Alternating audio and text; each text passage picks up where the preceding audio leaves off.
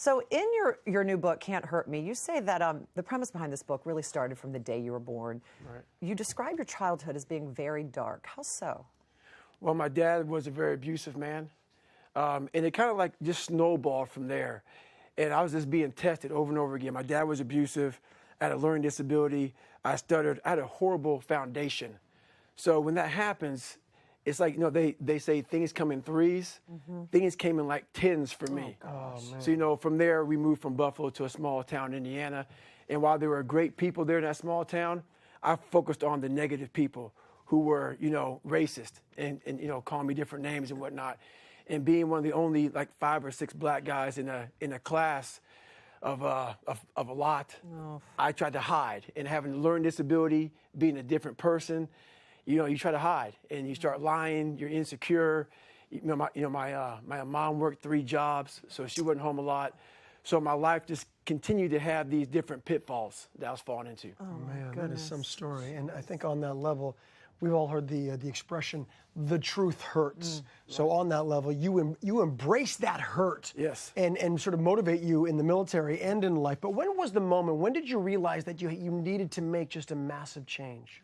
At a 4th grade reading level my junior year in high school. Oh, my goodness. So I literally was trying to write down all my issues on these sticky notes on this mirror about things I had to change because I had to fix myself. So then I went on to, you know, I finally got in the military, tried to become an Air Force pararescueman. That didn't work out. I realized I was afraid of the water. Oh, boy. I went in the Air Force at 175. 4 years later, came out at 297 pounds. Oh, my goodness. Wow. So depression set in. I didn't get the job that I wanted. Whenever hard times came, I would go right back to rock bottom. I didn't have these tools to get myself out of the sewer mentally.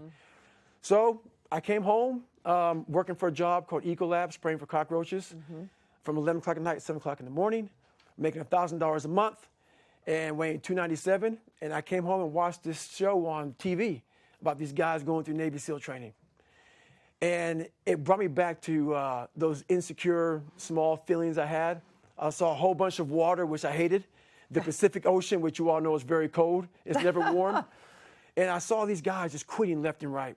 And the class went from a big class to a very small class. And at the end of the graduation, and I watched this on TV, it's about 27 minutes long, this commanding officer is at the graduation ceremony. And he gives this speech. And he didn't say exactly this, but something like this.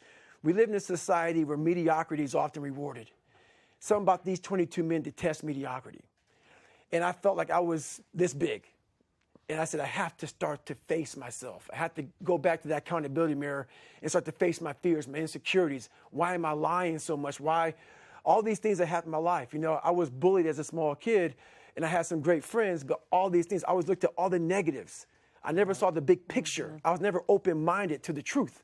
So my reality was small and very shallow, but that became my reality. But you got yourself through Navy SEAL school. You tried 3 times. Yes. But you didn't quit. No. You eventually made it. So, you know, you say something in the book about facing impossible tasks. And when you see a task that is seemingly impossible, stop making excuses and just start moving. Right.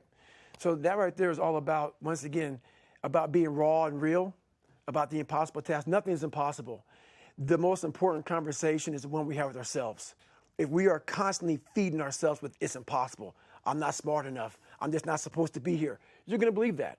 But if you start to feed yourself with the proper mental nutrition, what happens is you start to believe in yourself. And the more you believe in yourself, the more you believe if one man or one person can do this, another one can. And you are proof of that, that is for sure. And one of the things that I love that you say is that our most powerful weapon is our mind. And you also say that we are not utilizing nearly its full potential. Right. Tell me more. So I came up with this thing called the 40% rule. Okay. I keep everything, as I call it, simple, stupid for myself. I didn't want to go off on some big tangent, trying to get off on some, you know, big mind stuff. So I keep it real simple for me. It's all about you are never given all you can. And I believe that our minds have a governor on them. So the 40% rule is this, that, like a car. So, like some cars have a governor on it. When it gets to 92 miles an hour, the speedometer may say 130. But our minds, just like a car, when it gets to that governor, it can't go any faster until we take the governor off. So for us, The governor comes when we feel pain, suffering, discomfort. Maybe something brings you back to your childhood. All these different things happen, so it keeps your mind from reaching the full 100% potential. And so once you get over yourself and realize, stop being afraid of being judged, live in your own world, do what you have to do to be the best person you can. Ignore the noise. And then your mind capacity expands when you get that governor off. I like that analogy. And helping your mind expand is your cookie jar concept. Explain Yes. that. So the cookie jar concept is no matter how tough you are in life, we've all been through issues. No matter if you come from a nice life or a bad life, it doesn't matter. But what happens is the hardest of times, we forget how tough we truly are. So let's say something happens in life where you can't pay your bills. You forget how many times before this time that you've lived in the dungeon in your mind. And you got through it. You got over it. So the cookie jar is just that. It's a mental reminder during hard times to take a breath, relax, and remember this isn't the hardest thing I've ever endured. So it's a mental cookie jar that you go back into, pull out a cookie, like a fortune cookie, and say, oh, I went through 3 hell weeks. Oh, I taught myself how to read. Oh, I came from abusive childhood and look where I'm at now. It's a reminder of that I am a tough person. And also for you, you can pull out that you're the 36th black man in history Right. to have become a Navy SEAL. Right. So when I walked in the recruiter's office. That's amazing. It was. I was 297 pounds. And I found out that there only been 35 African Americans. And I had to lose 106 pounds in less than 3 months. Yeah. But it happened. That's another cookie in the cookie jar that you can go back to and look at. And you know, there's people watching out there that are listening to you and are inspired and amazed. But what would you say to them out there? Maybe some of them going through a tough time, don't see a way out.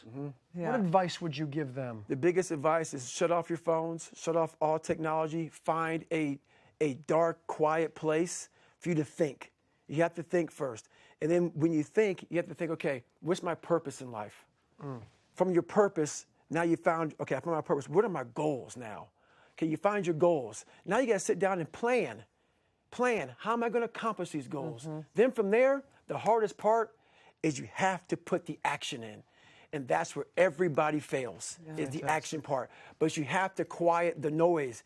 The world's moving too fast right now. You have to stop it and say, what am I all about and where am I going? But it takes being raw and real with yourself.